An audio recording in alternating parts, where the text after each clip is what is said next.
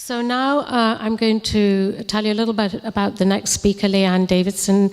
I think we've known each other for 200 years or so, from Vancouver, because that's where I'm from. And we've all worked together in many different capacities. So Lianne has curated over 100 exhibitions on contemporary art practice, from digital media through to lawn ornaments.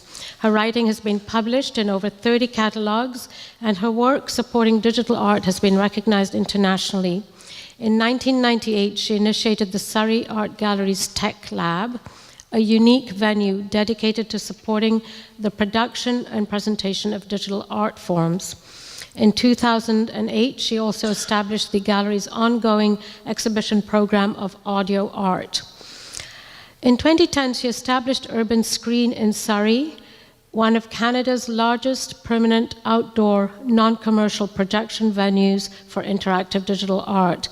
And since 2008, she has served as the director of the Surrey Art Gallery and as the City of Surrey's manager of visual and community art. She directs the city's public art program and contributes to the city's community and cultural development. I think this case study is also going to be very interesting because both, and the one after, because they're both located in these municipalities, and the presenters are going to tell us about how they're working with the digital, but I'll also have some questions about how does this happen in a municipality, given the challenges that municipalities have as well. But anyway, welcome, Lianne.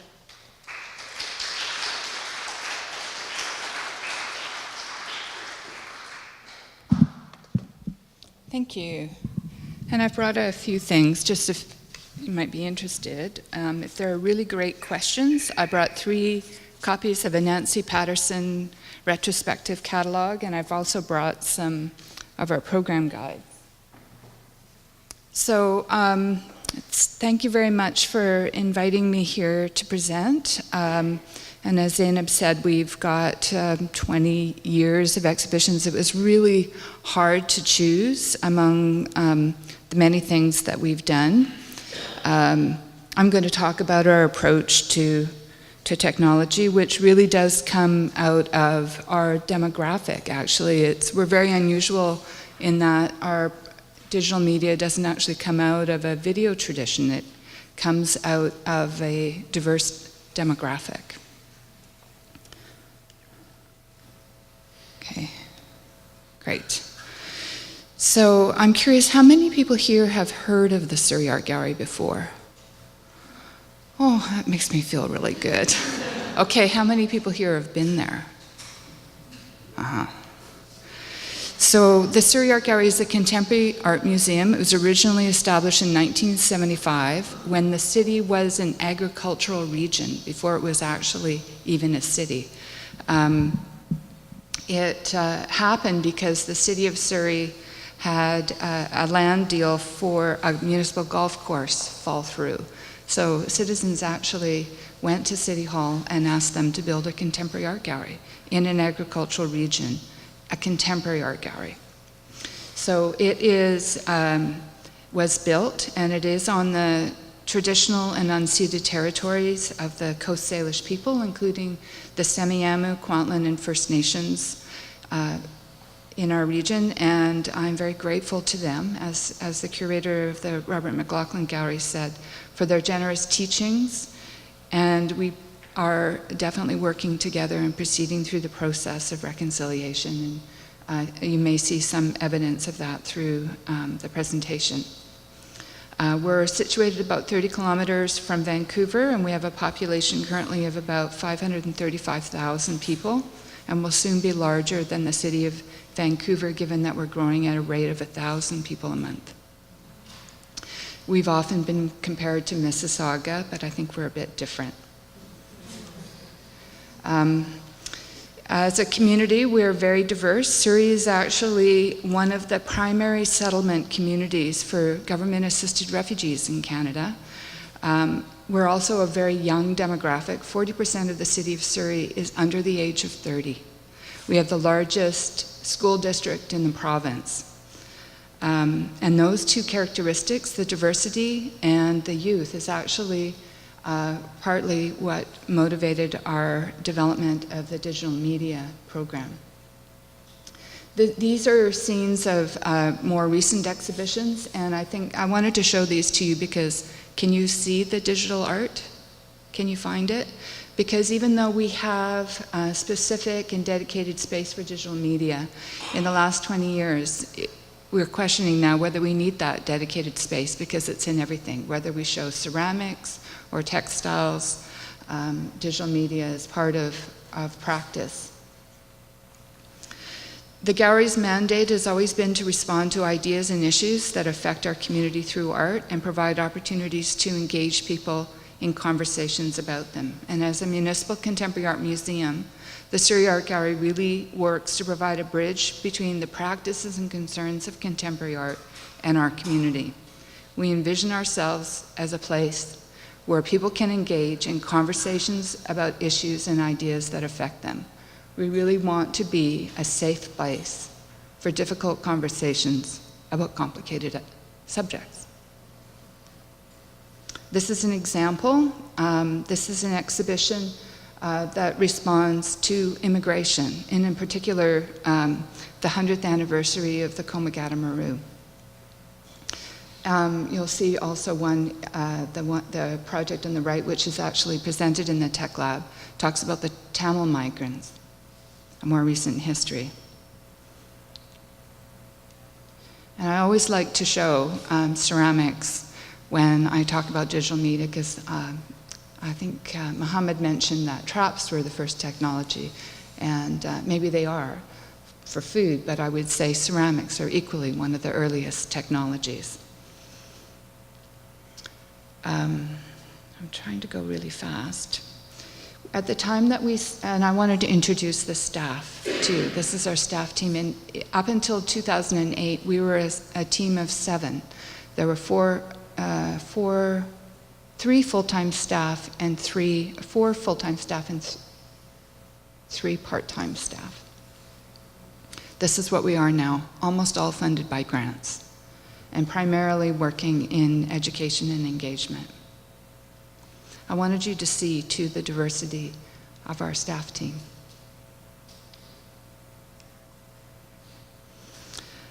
When we talk about the Surrey Art Gallery, we're really talking about the operation of a full museum.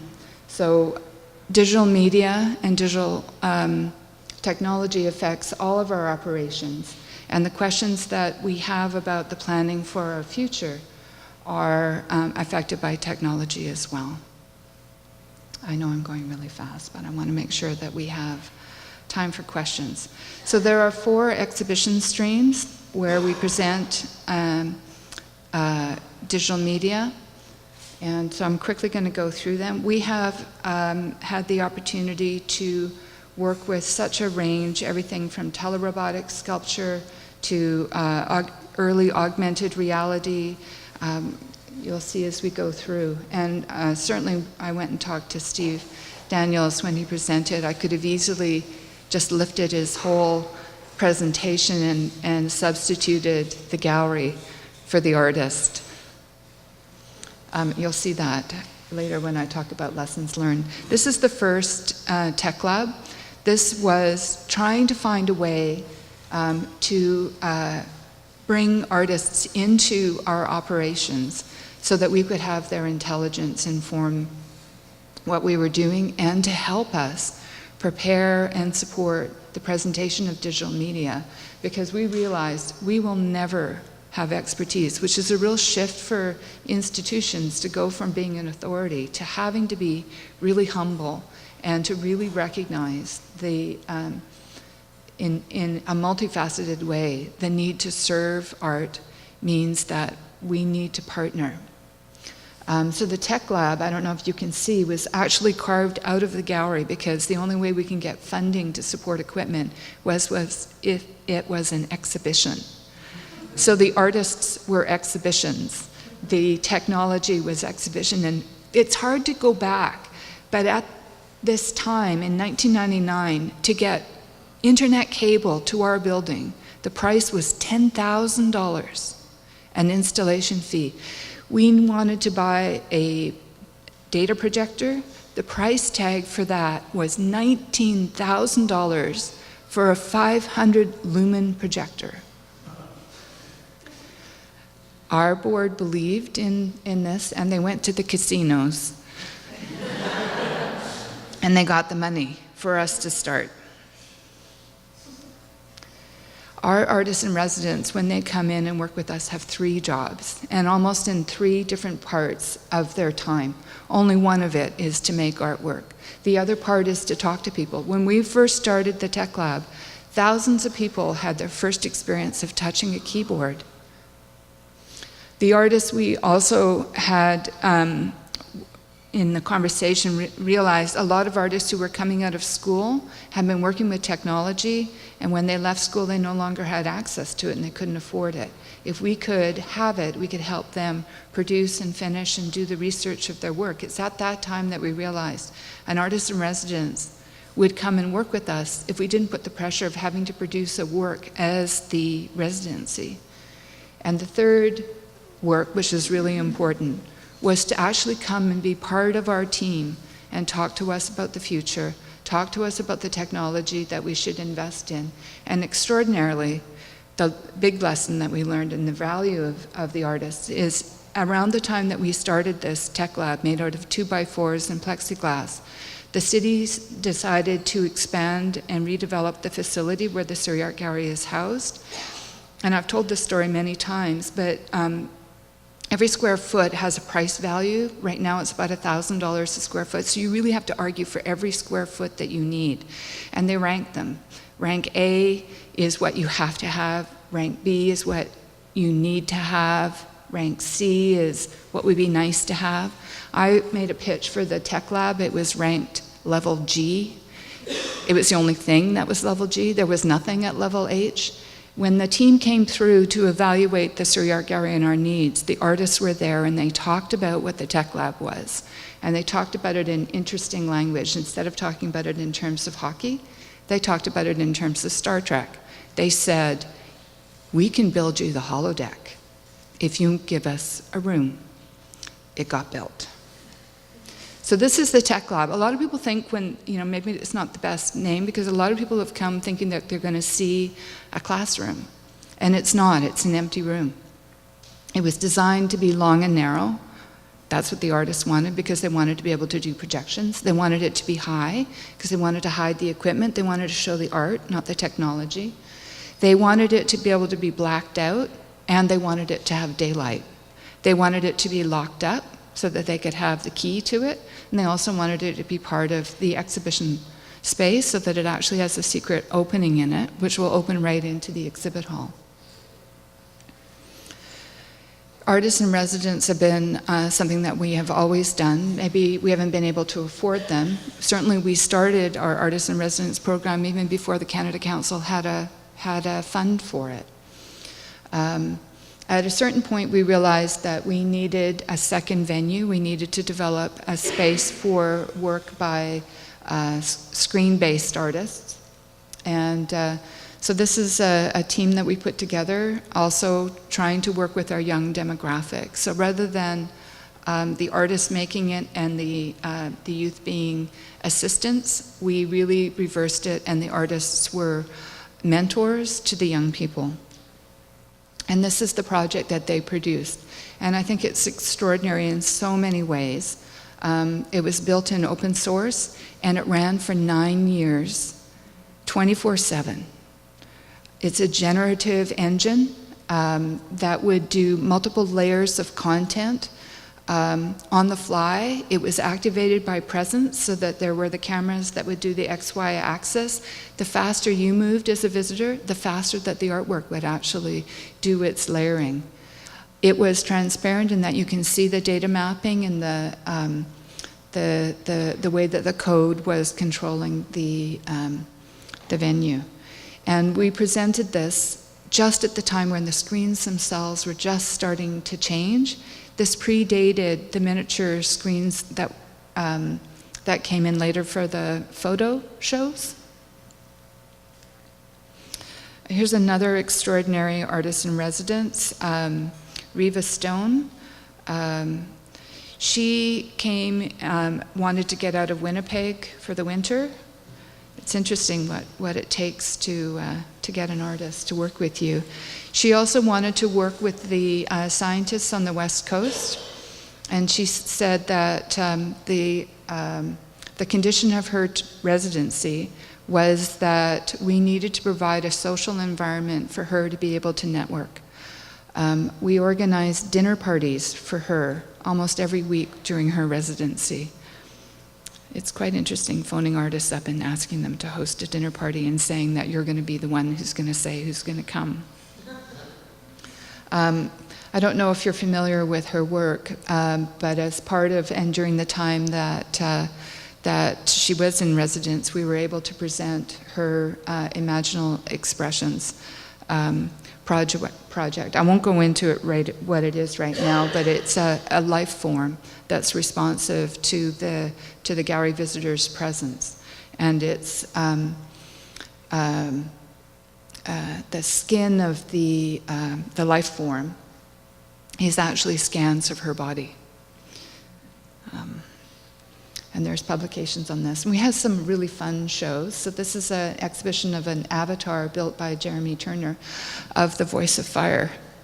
And he had a remote surveillance system, so he could see people when they were in the gallery or in the TechLab, and he would say hello to them. And then he would ask them who their favorite hockey team was. And any guesses of what the Voice of Fire's favorite hockey team is? It's the Calgary Flames.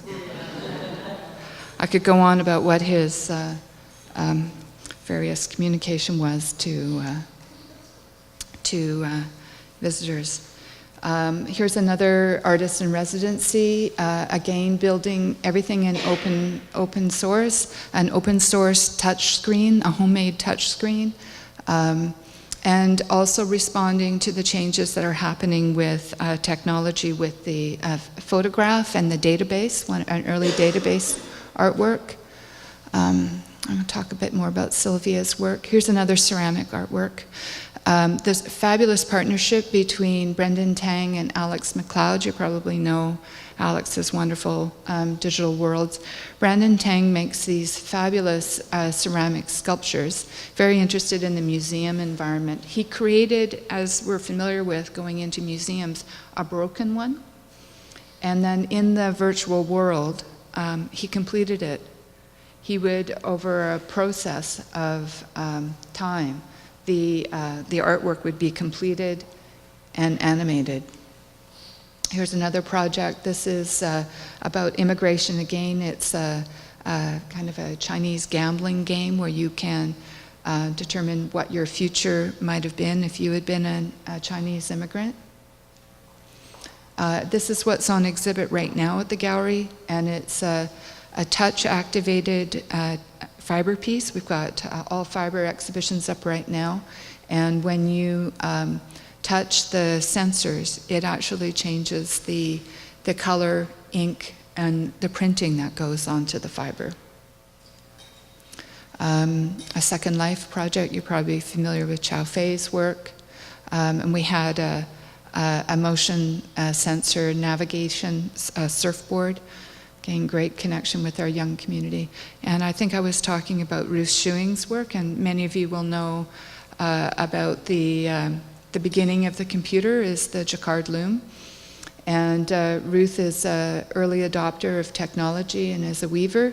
This is an artwork that she created in the TechLab about the Silk Road, represented in fiber, the idea of trade, the idea of navigation. So she's used Google Earth maps as part of the imagery, and the artworks, some of the artworks that are here were completely made online. So she actually sent the images to a computerized factory Jacquard loom in another city. So it was completely a virtual artwork. You probably know Ryoji Aikida's. This was an exhibition that was organized for the 10th anniversary of the TechLab. I also wanted to show this. This is an exhibition of work by 1,000 students. We've done a couple of projects working with our school district to show the work, theme-based, working with students, and we show them on screens. So we can welcome thousands of artworks. I just wanted to point this out again, see if you can see the technology in here. In around 2007, a young person came up to me and said, "Oh, you think you're so smart, Lianne. You think you know everything about digital media." I never thought I knew anything about digital media. I said, "But talk to me. What's wrong?" And he said, "Almost everything that you're showing is very visually biased. You're actually not responding to the full spectrum of digital media, which includes sound. You need to do something about it." And so I did. Issued an invitation.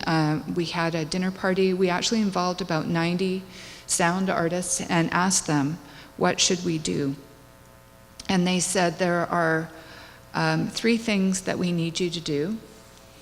And it is, we need you to create the room so that when we go in and create a sound artwork, all you hear is the sound artwork that we made, not the building. We need you to give us time to make work in a room so that we can hear it and make it, because we don't get those opportunities. It's not like an event.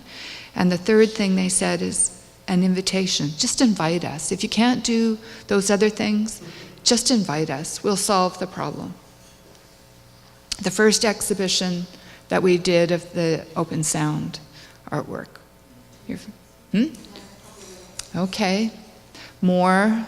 So the artworks are everywhere. They're in the box office, the coat check. Some artists that you're probably familiar with. Another ceramic work. I've got a theme going on. John Wynne, fabulous Canadian artist based in London. Artworks about the sounds that our machines make. Wonderful installation by Peter Moran that relates to the Tahltan Nation using sound, and Urban Screen. So Urban Screen evolved again out from listening to artists. Artists envisioned a venue which wasn't the rectangle, because everything about the computer was the screen. And they wanted to talk about the potential of digital media not being in a rectangle anymore. So out of their persuasion, and again affecting a building that was nascent at the time, we actually have established the largest permanent outdoor projection venue. So this is one of the first exhibitions. It's a generative artwork, so it's drawing from a database of thousands of images. So it assembles the faces on the fly. And what's really wonderful about it is it has an generative audio soundtrack as well. We use it for events, so we do projects with young people for videos that they may have created that month, that day. We've worked with so much technology. Sylvia Grace Board has been fabulous to work with. This is an early work created using drones. We're often at the very beginning. When Sylvia started working with a drone, to operate a drone, you had to get a pilot's license. Wonderful project by Paul Wong, you'll know as a video artist. This is his first project working with GIFs. So he created a GIF quilt. Wonderful project working with cell phones, the accelerometer and the gyroscope of cell phones to control avatars. You can see down below on the left, they built a scale model of the actual wall of the building to 3D map the dancers. An augmented reality project. In 2 years ago, we updated all of the equipment, another $500,000, and we actually have a touch screen that's disguised as a parking meter out front to help control the artwork. A wonderful project with Sunny S. Sue talking about colonialization and land and gaming. And this is the most recent project with Alex Mcleod, and we currently have a project that just opened 2 weeks ago by Nicholas Sassoon. Education, digital media is part of it. We could, because we show all media, But there are some key things that are part of this, and that's the importance of socialization. Just as it is with digital media, it is for people to have conversations, to have a social environment. Food is incredibly important to the gallery's operation. Social seating is also really important. If we were to have a symposium here, you'd actually be sitting at tables. We talk about it as wedding seating. You're all related somehow to the same families. You need to know one another. And a lot of our education practice is shoulder to shoulder, no matter what kind of programming we're doing.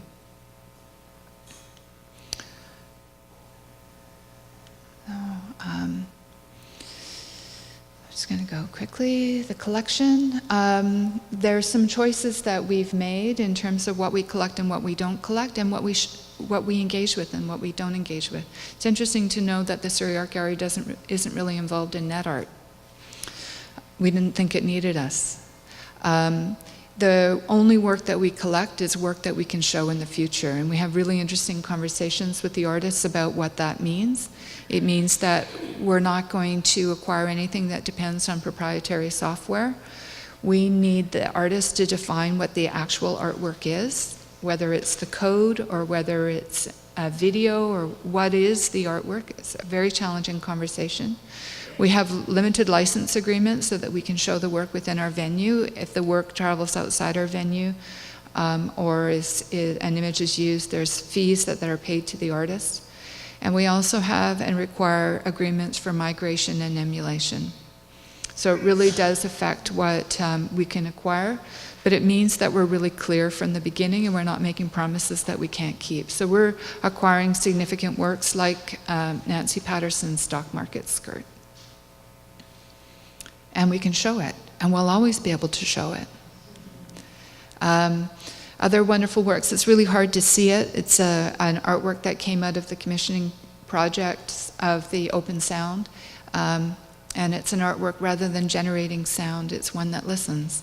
So it lights up when it hears sound. It's quite wonderful. It's probably the most popular work on our school tours. Publications, we've made a commitment that any of the intellectual capital that the gallery generates is available for free. So all of our catalogues that we've been publishing for a number of years are available for free for download. And we're committed to, as much as we can over time, to create publications on works in our collection. And that was a performance, electronic performance by Diana Burgoyne. Anyways, just here's some more. This was my version of your slide. This was another version of your slide about the partnership, how important it is that it is a partnership to show the work. These are the main lessons. I'm often asked to talk about the urban screen. I think all municipalities want to have an urban screen. And this is what I always say, is work with the artist, create an invitation to the artist, that they're going to be the ones that are going to help you succeed. Be open with the artist. You're in a partnership. You need to share with them what the problems are. This is where it could easily have been the reverse. And welcome them as opposed to a client or a contract within the operation. And this is speaking, I mean, artists, and I think gallery people know how important this is, but it's a surprise to people outside of that world. And that's it.